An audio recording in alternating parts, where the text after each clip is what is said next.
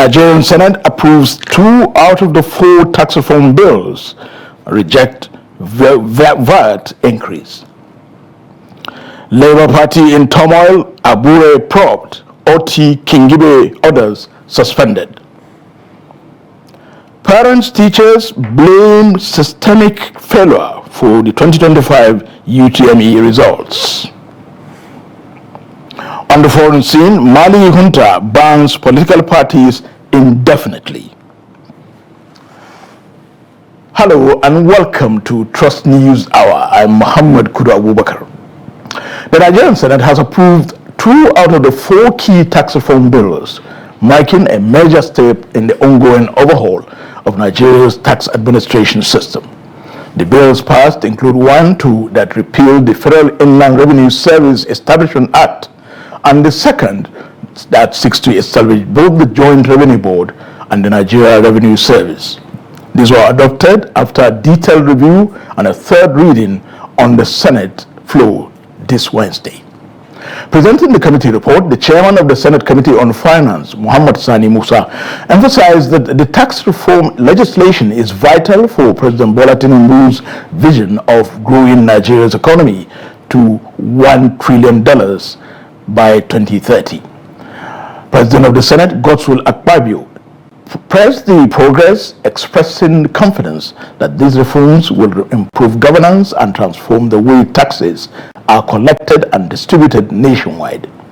Senator Akpabio assured that the remaining 2 bills will be concluded the next day, even if it required extended sitting hours. Recommendation on the tax administration bill, which is one of the areas that have generated a lot of controversies. We have addressed that, and what we did with that recommendation is that the federal government will be taking 10% from the VAT distribution. We did not amend the present VAT structure. We left it at 7.5% instead of increasing it as was recommended. So in that structure, we said 10% of that collection will be for the federal government, 55% of that collection will go to the state government and the federal capital territory, and 35% to the local governments. A bill for an act to repeal the Federal Inland Revenue Services Establishment Act number 13 of 2007 and enact the Nigeria Revenue Service Establishment Act to establish the Nigeria Revenue Service charged with powers of assessment, collection of, and accounting for revenue accruing to the government of the Federation and for related matters 2025 third reading taken.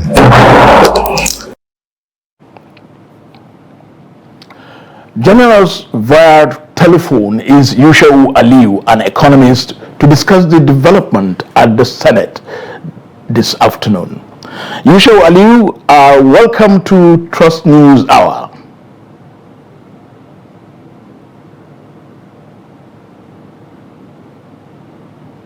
Can you hear me, Yushau? We'll move on. We will join Yushau in the next few minutes if we can. The caretaker committee of the Labour Party, led by Senator Nenadi Usman, says it is investigating Julius Abure over allegations of misconduct, including corruption, misappropriation of party funds, anti-party activities.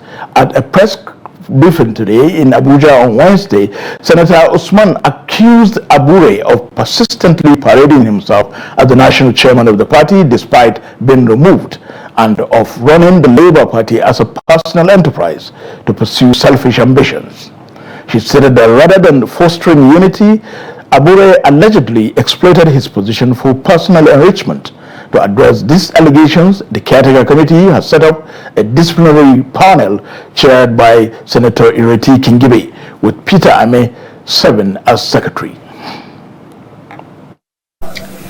After a careful and comprehensive review of the Supreme Court judgment delivered on Friday, April 4th, 2025, the National Executive Council NEC, is deeply concerned by the subsequent actions of Barrister Julius Abure, particularly his continued impersonation of the esteemed office of the National Chairman of the Labour Party.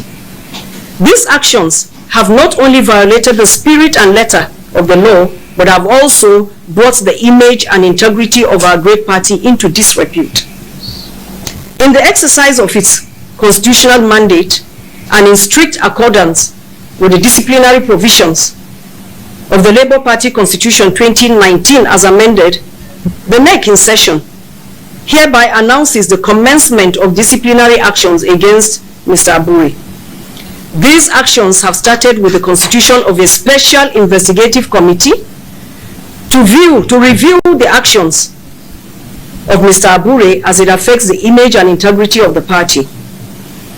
In line with due process and the party constitution, NEC gives Mr. Abure 48 hours notice to show why disciplinary actions should not be taken against him for his numerous acts of gross misconduct against the party.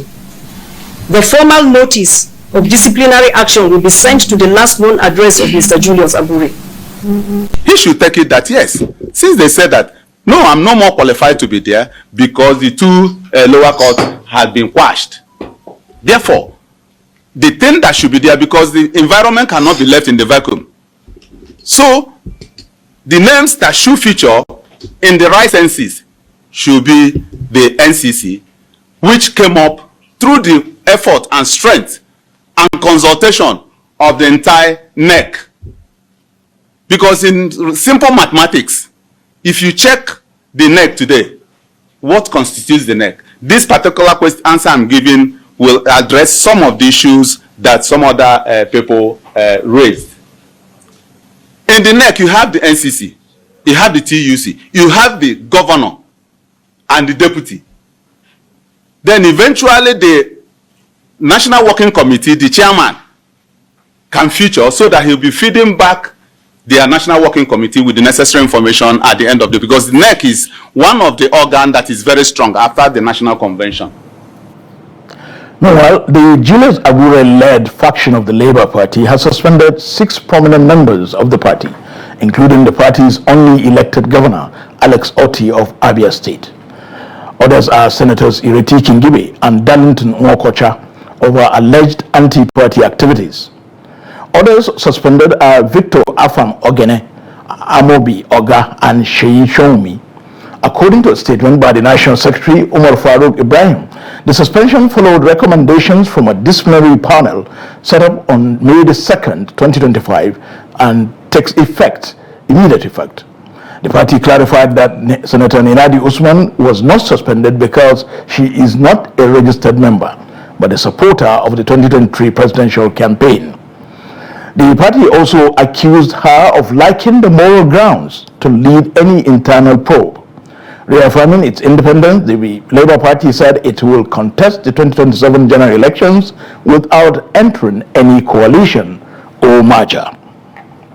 Labour Party slams indefinite suspension on His Excellency the Abia State Governor Otti, Senator Nwokocha, Senator Kingibe, and other members, some other members of the National Assembly, challenges Ninadi to speak about her plea bargain with EFCC. Recall that last Friday, 2nd of May 2025, the National Executive Committee of the Labour Party set up a 5-man disciplinary committee headed by the Deputy National Chairman, Dr. Ayo Olorufemi, Alhaji Umar Farouk Ibrahim, the National Secretary, and 3 others to investigate Abia State Governor Dr. Alex Otti and any other party members over allegations of anti-party activities. The party leadership, as constituted by law, is not aware of any meeting. And after all, they have been holding this kind of meeting for the first 1 year. What has they taken it? What has they produced? The only thing they have been aiming at is to destabilize the party. We have condemned and condoned all the illegalities, but however, we have sworn to uphold the provisions of the Constitution, both the national, the Federal Republic of Nigeria and that of the Labour Party. And that is why the party leadership is taking this drastic decision.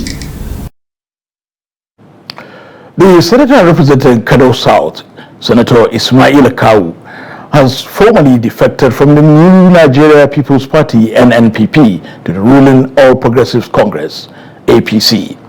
The letter of his defection was read by the President of the Senate, Godswill Akpabio, on Wednesday during plenary.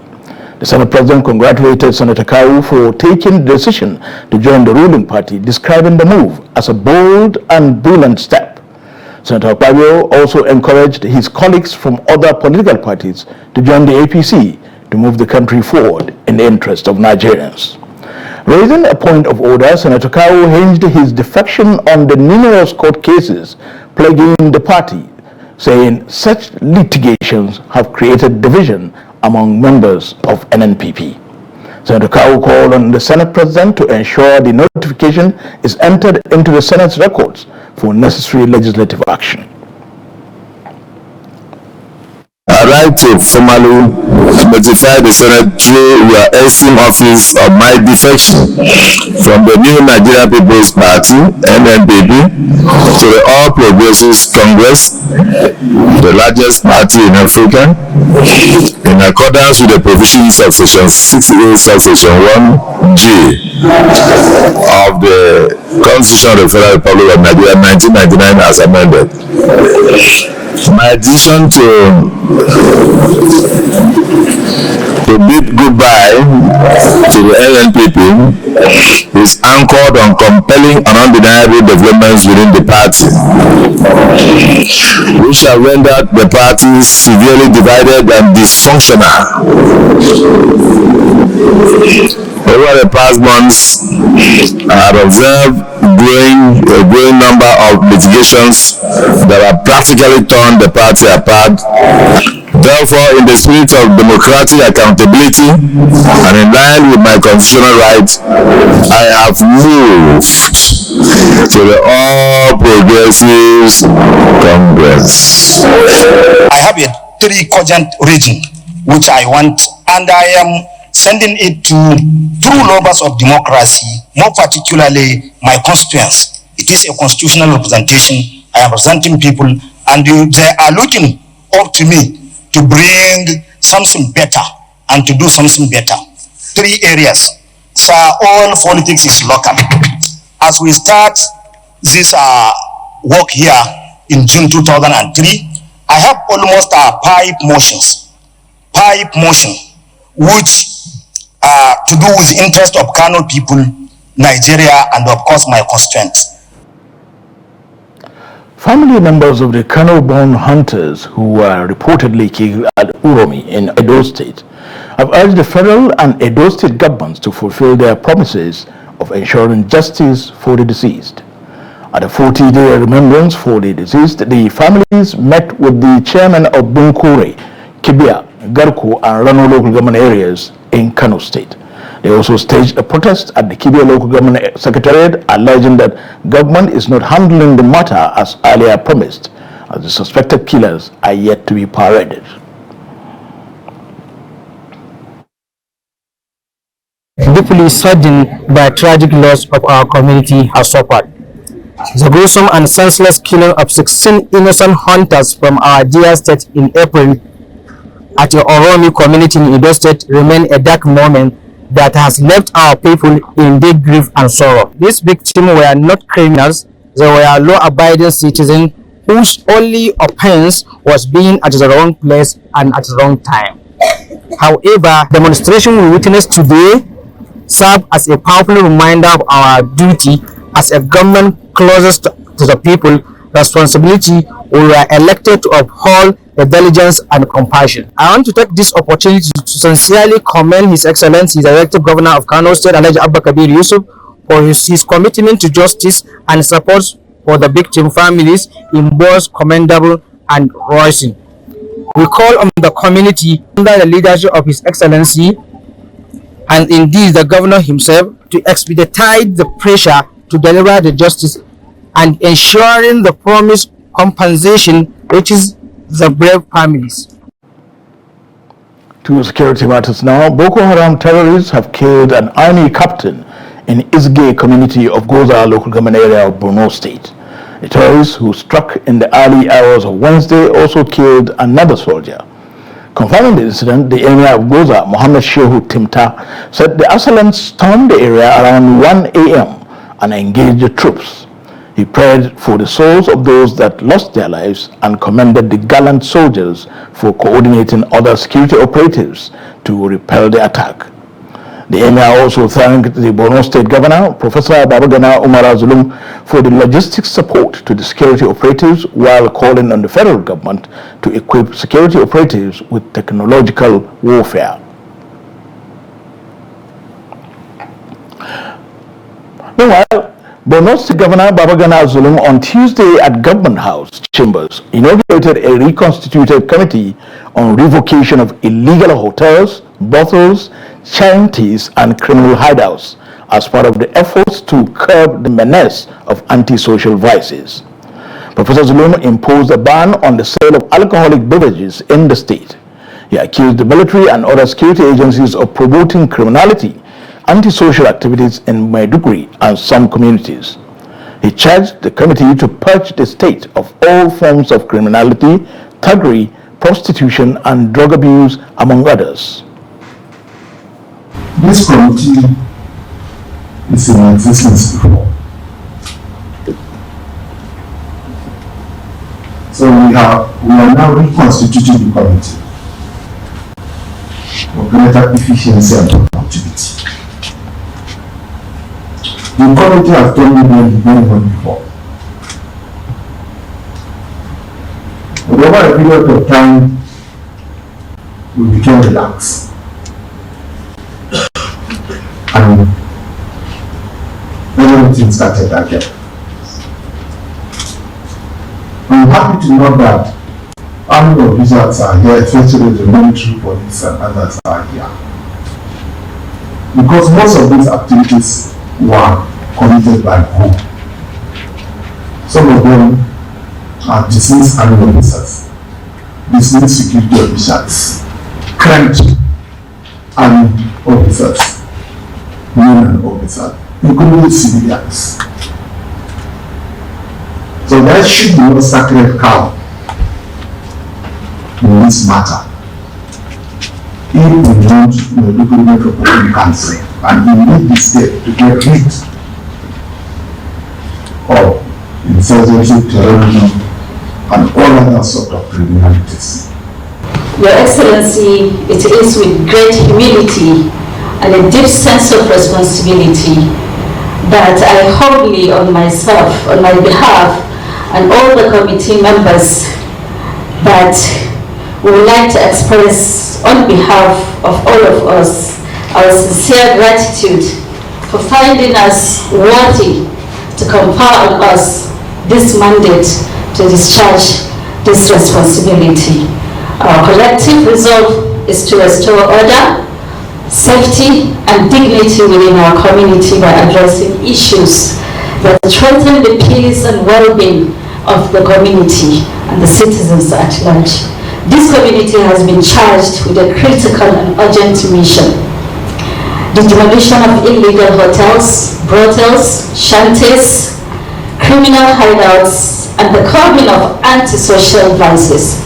This community clearly communicates that this government has zero tolerance to any sort of antisocial vices. Still on security, traditional rulers have been urged to intensify their support for government efforts in combating banditry and other security challenges across the country. Zamfara State Governor Dauda Lawal made this appeal during a one-day symposium on the role of traditional rulers in community development organized by the Auran Namuda Emirate Council. The report. The event highlighted the vital role traditional rulers played in promoting peace, security, health, and education within their communities, especially at a time when Nigeria is grappling with issues such as banditry, terrorism, kidnapping, and farmer-herder conflicts. Participants emphasized the importance of traditional leaders mobilizing their communities to provide accurate and timely intelligence to security agencies as part of effort to eliminate violent armed groups threatening the peace and safety of innocent citizens. The symposium convened by the Kauran Namoda Emirate Council brought together traditional rulers, government officials, academics, and youth groups to deliberate how traditional institutions can contribute more effectively to resolving security issues and fostering community development. On behalf of Kauran Namoda Local Government Council, I congratulate him and pray to Almighty Allah Subhanahu wa Ta'ala for good health, long life, and prosperity. Namoda and the Emirate Council, our total support and cooperation for the unity and the progress of our people of Kauran Namoda and Zamfara State at large. Actively support his administration's initiatives aimed at restoring peace and security in Zamfara State. Since we assumed office as the Emir of 17th Emir of Kauran Namoda, we have continued to record successes and successes all this while. I thank you very much for your innovations and laudable uniting your people and the people of the state in general. Traditional rulers can play a critical role in addressing the nation's security challenges. Some of the leaders should be declared. That leader should have a leader should be trustworthy, a leader should be honest, a leader should look his people. The role of traditional rulers in managing security situation is a very important role because they are fathers to the community. They are community leaders who know in and out of every community. They have representation all over their domains. So whatever happens, if you want to know, liaise with them, cooperate with them, you will certainly get the information you are in need of. And the major challenge is using actionable intelligence for you to launch an intelligence-driven operation so that you can root out the challenges or the criminals or wherever they are. Speakers at the event agreed that with the right leadership, community collaboration, and support for traditional institutions, Nigeria can overcome its security and development challenges. The Plateau State Police Command has recovered 500 rounds of 7.5 millimeter ammunition in a criminal hideout around Bauchi Road in Jos North local government area of the state. The State Commissioner of Police, Emmanuel Adesina, disclosed these on Wednesday while briefing newsmen at the command's headquarters in Jos. According to the Commissioner, the recovery of the ammunition was achieved through intelligence reports describing the development as a huge step in the fight against criminality in the state. On the 4th of this month, at about 09:40 p.m., based on incredible intelligence, a criminal hideout along Bauchi Road in Jos North local government area of the state was raided as a result of information available to the police. It was passed by some citizens of the state. The location was raided and an abandoned ash-colored golf wagon with registration number JJN 812AH was recovered at the location. And when search was conducted on the vehicle by our operatives, a total number of 500 rounds of 7.65 mm ammunition was recovered. The House of Representatives Committee on Aviation Technology has stated that inadequate wages and poor budgetary allocations are hampering the effective training and retention of pilots and other aviation professionals, posing serious risks to air transport safety. The committee stated this during an oversight visit to the Nigerian College of Aviation Technology in Zaria. The report. Aviation safety remains a national priority, but persistent underfunding continues to hinder the growth and effectiveness of aviation training institutions in Nigeria. Addressing these challenges, stakeholders say, will not only enhance the quality of pilot and aviation professionals, but also improve overall air transport safety across the country. All we are seeing is that this college need to be given more attention. This is possibly the best that you could get. With that, nobody will want that kind of an edifice to go down. And so, while safety is the aviation industry's top concern, achieving it requires greater government intervention and funding support. I'm sure they are now convinced the college require a lot of financial support from their own end. Everything we do it based on international regulations. Even if you want to operate this machine, they tell you have to have a certain license. And without the license, nobody can allow you to work in that place. Dr. Ismail highlighted the pressing need for infrastructure upgrades, especially the repair of the college's runway to ensure safe aircraft operations. Meanwhile, the National Assembly has pledged its support for the rehabilitation of the NCAT runway as part of broader efforts to improve aviation safety and boost local capacity in pilot training. Bello Musa, Trust TV News Kaduna.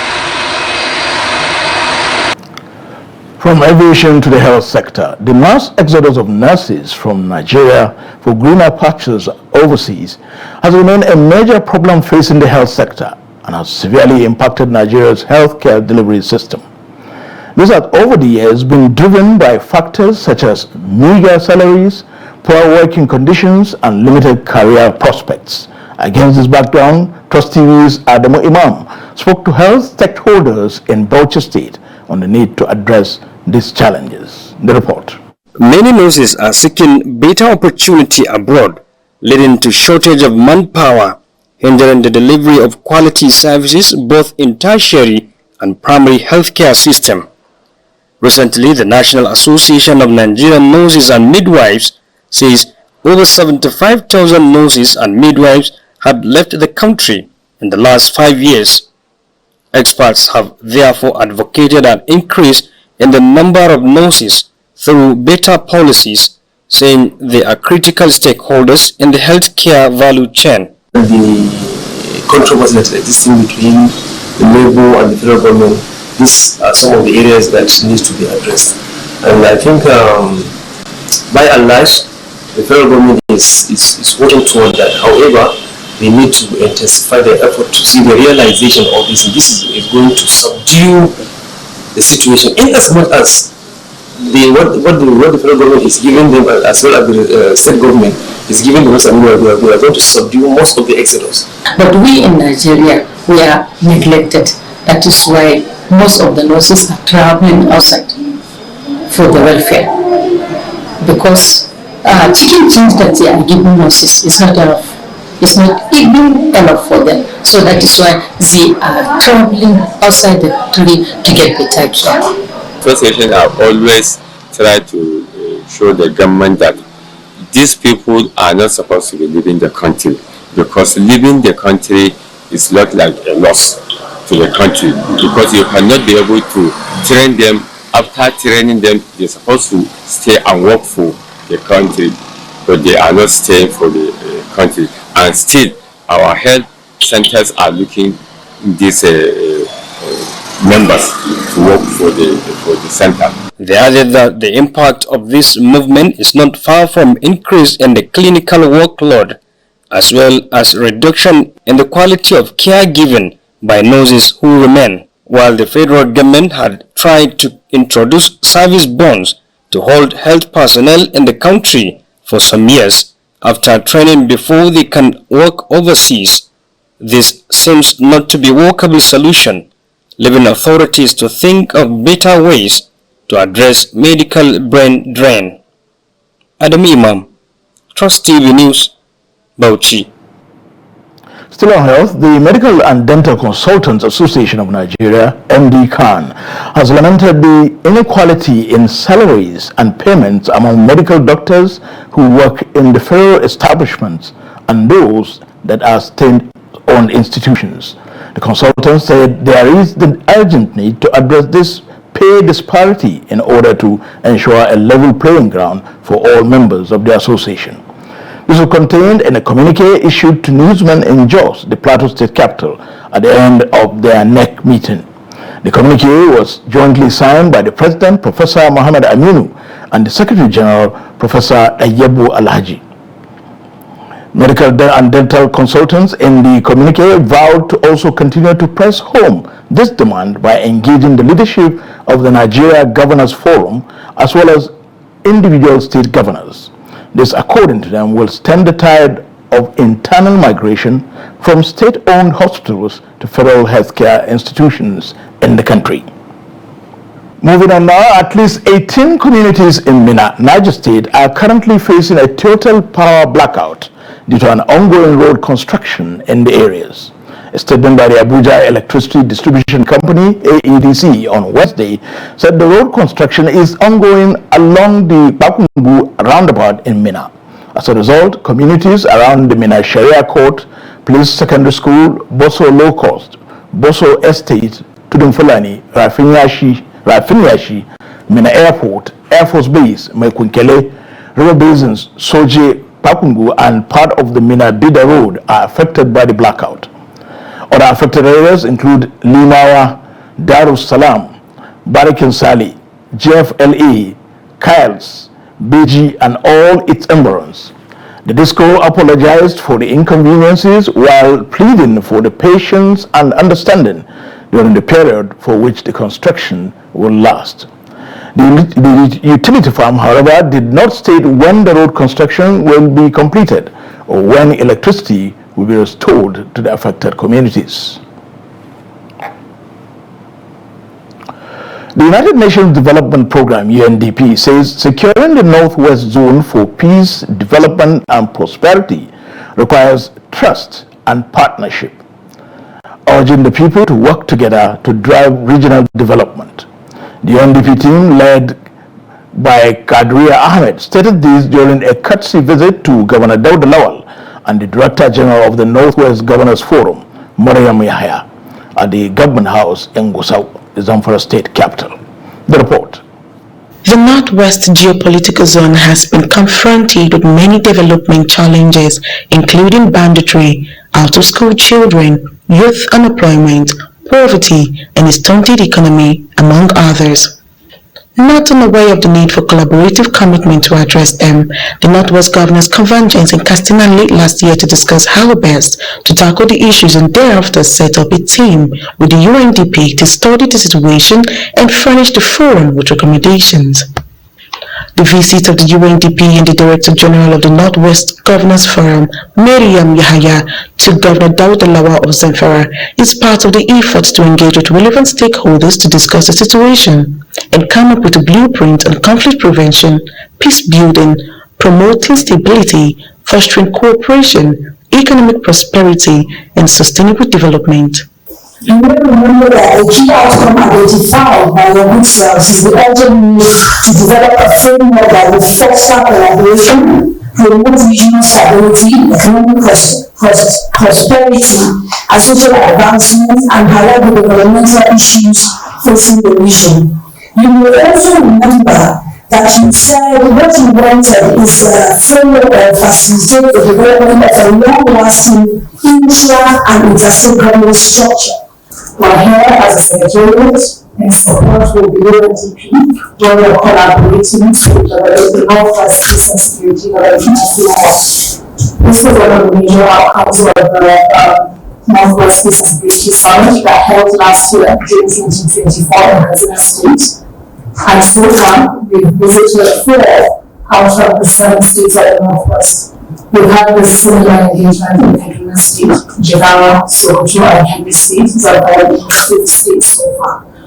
Governor Daudala said a commitment of all stakeholders is needed to succeed in surmounting the challenges in the zone, noting that since Zamfara is the epicenter of the crisis, if the state gets it right, 70% of the problems would have been solved in the Northwest. The team has so far visited 5 states in the zone, including Zamfara. To education matters now, candidates who sat for the recently concluded 2025-2026 Unified Tertiary Matriculation Examination, UTME, and their parents have expressed disappointment with the abysmal performance in the examination. While some parents said students shared in the blame, they accused the system of also contributing to the candidates' failure this year. Ado Musa completes the story.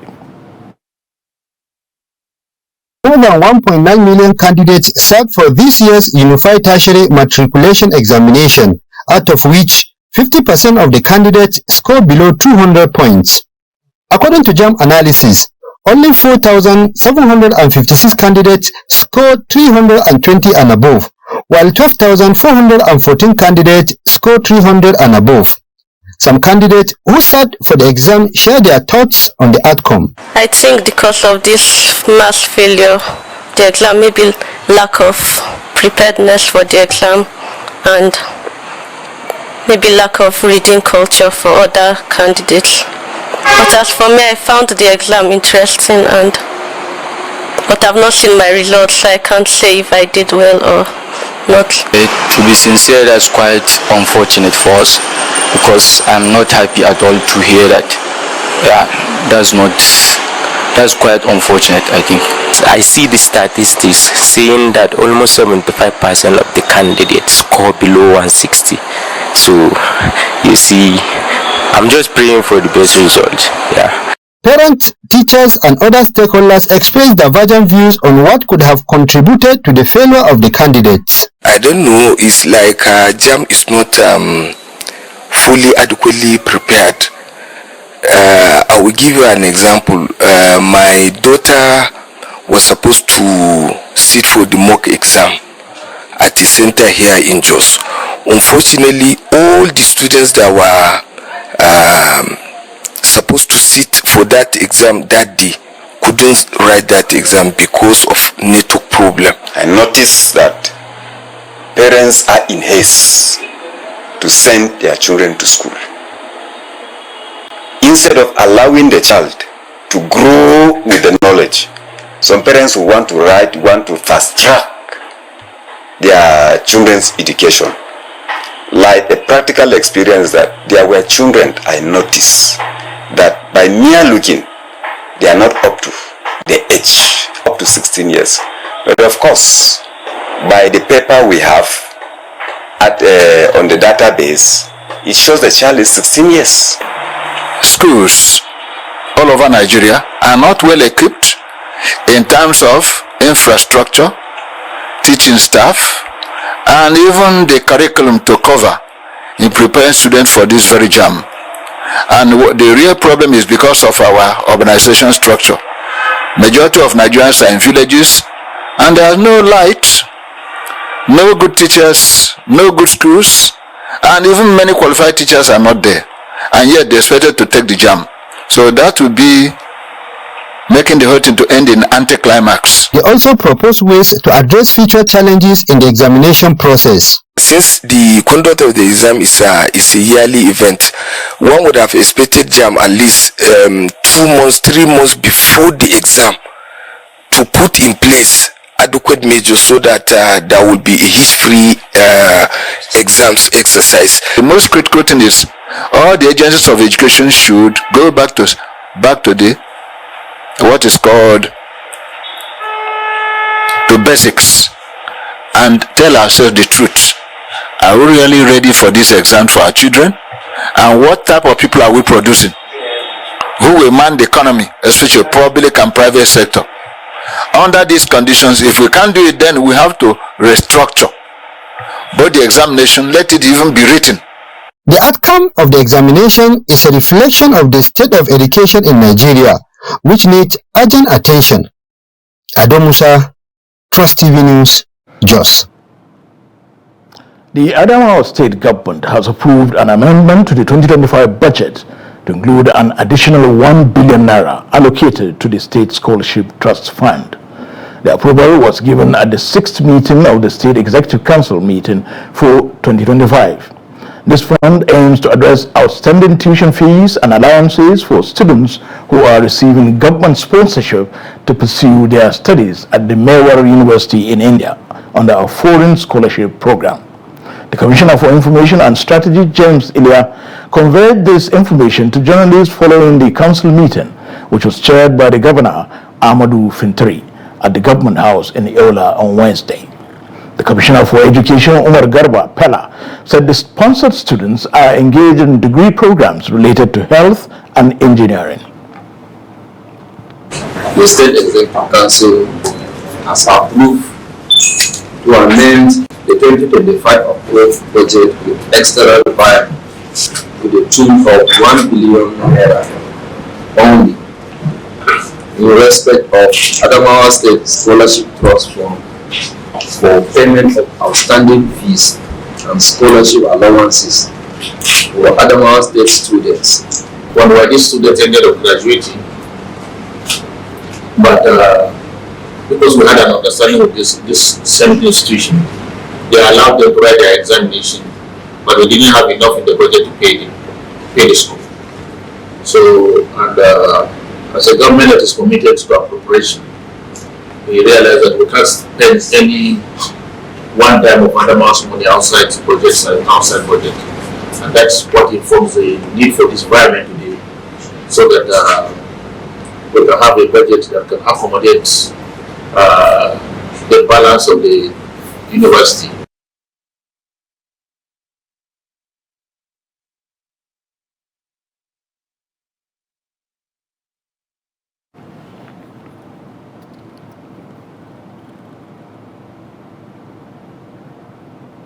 Benue State Governor Hyacinth Alia says he will not honor the invitation extended to him by the National Assembly.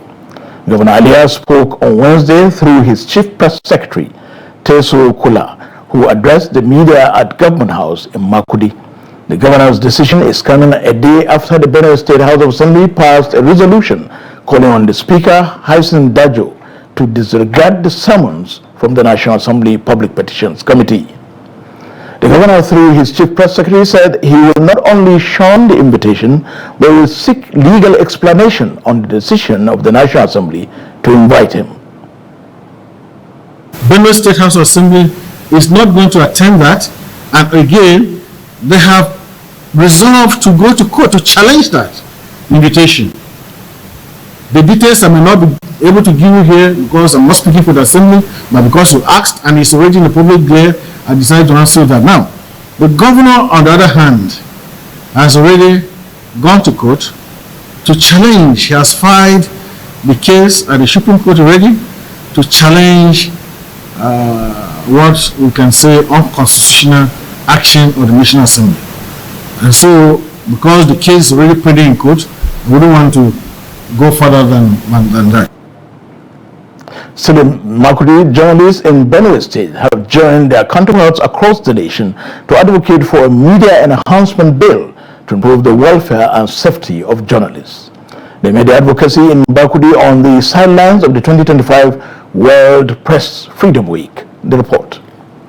These journalists are emphasizing their constitutional mandate to hold public office holders accountable, saying that mandate has been hampered by lack of protection needed to perform effectively.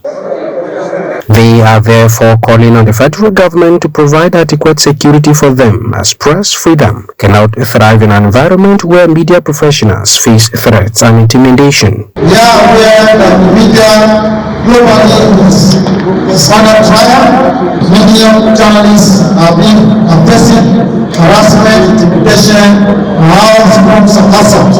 We are proposing media enhancement bill that will welfare and security and safety of members of our union in Nigeria. The Constitution of the Federal Republic of Nigeria has given us that mandate to hold government accountable and public office holders and people. They can stop giving out that security and we security for our members. On the theme for this year's Press Freedom Week, which is reporting in the brief new word, the impact of artificial intelligence on press freedom and the media, the journalist highlighted the benefits of artificial intelligence in improving efficiency and decision-making and the potential risk of misinformation. Hence, the world has become a global village, owing to advances in information and communication technology. We cannot afford to ignore the developments taking place in countries considered far from our time by physical geographical boundaries. As such, developments may pose, as such may pose likely catch up with us in the not too distant future. The event brought together journalists, academics and government officials who agreed that while AI brings both promise and peril, journalists must embrace innovation without compromising press freedom or ethical standards. You're still watching News Hour on Trust TV. We'll return shortly.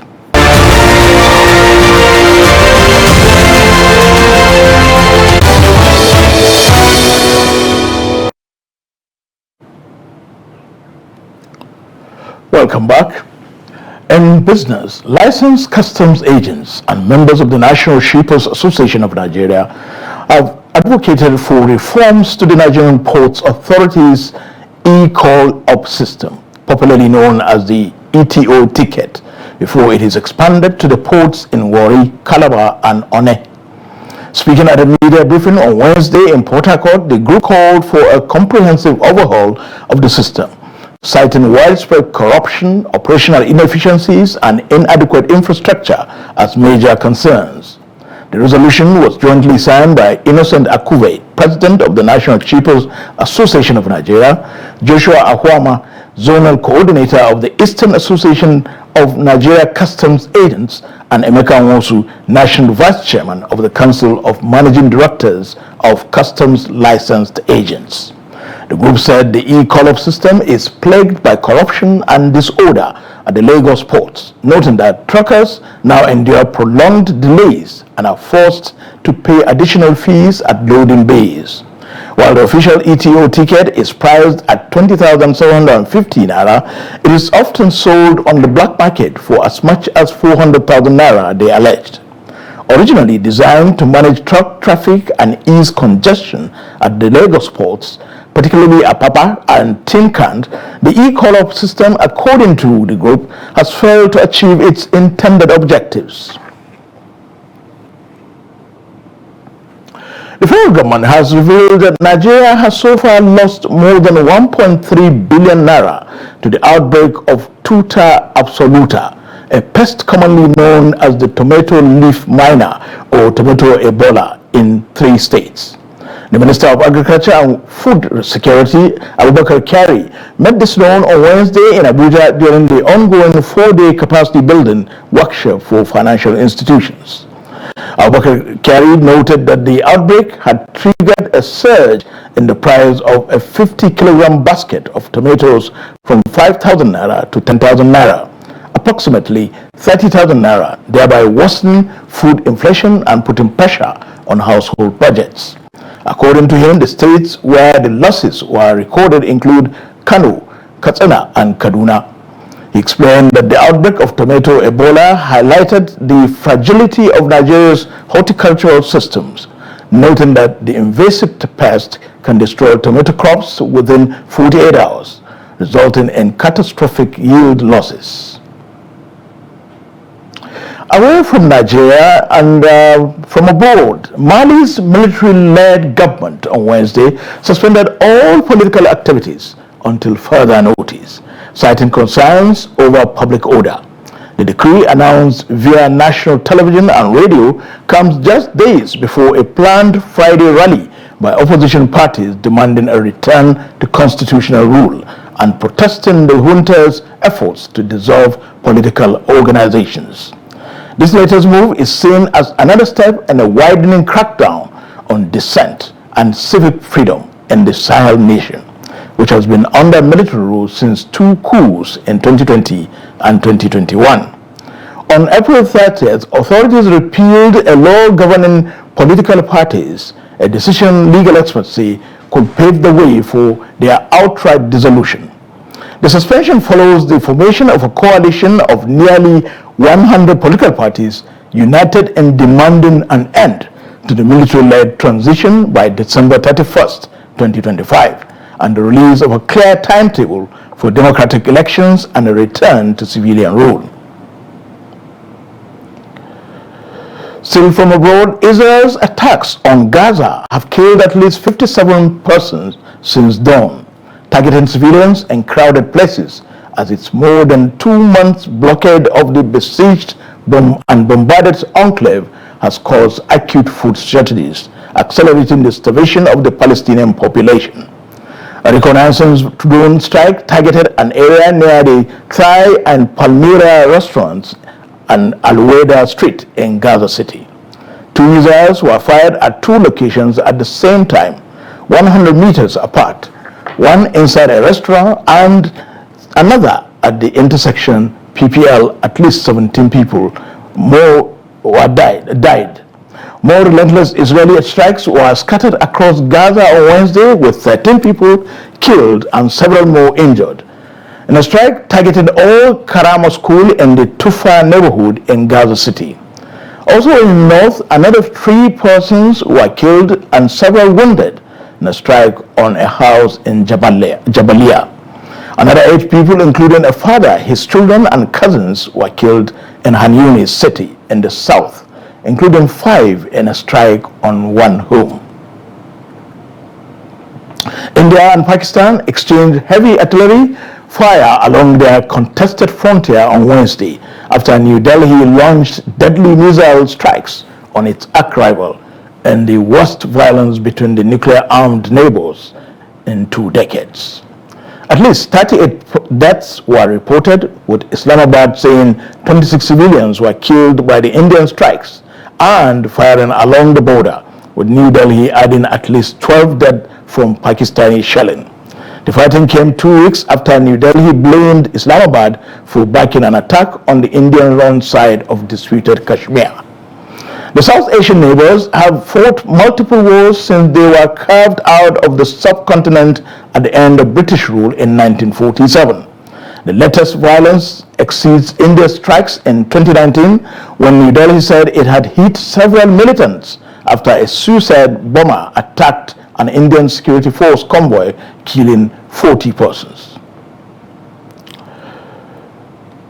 Let's now join Joseph Peter for more on sports news.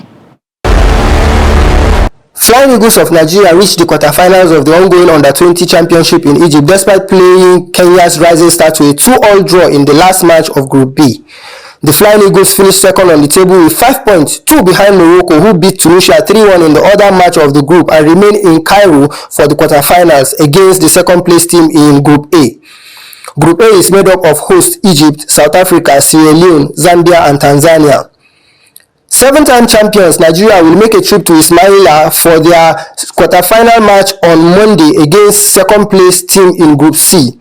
Group C is made up of title holders Senegal, bitter rivals Ghana, Central African Republic, and the Democratic Republic of Congo.